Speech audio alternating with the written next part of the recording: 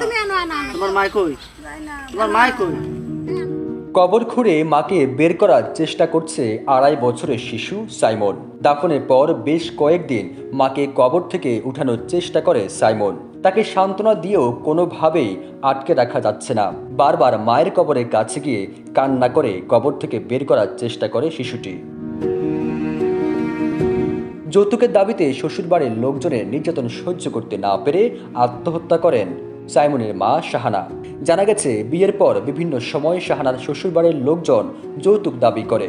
যৌতুক হিসেবে বিভিন্ন সময় 10টি গরু দিলেও সবশেষ গত 1 মাস আগে আরও 50,000 টাকার জন্য চাপ দেয় শাহানার স্বামী ইউনুস ও তার মা হালিমা। টাকা দিতে না পারায় মারধর করে শ্বশুরবাড়ির লোকজন। মঙ্গলবার দ্বিতীয় দফায় আবারও মারধর করলে নির্যাতন সহ্য করতে না পেরে গলায় ফাঁস দিয়ে আত্মহত্যা করেন শাহানা।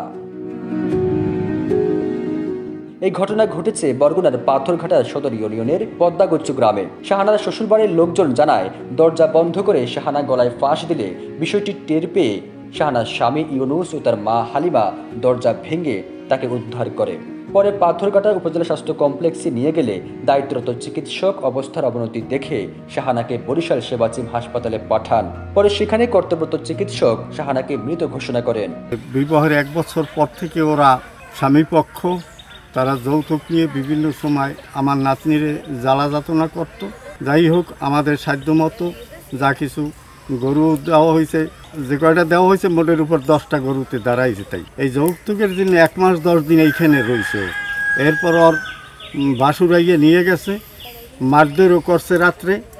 তা বরিশাল নিয়ে সেইখানে নিয়ে গেছে। এর মধ্যে আমাদের বাড়িতে কাউকে কোনো ফোনও দেয় নাই, সংবাদও দেয় না, আমরা জানিও না।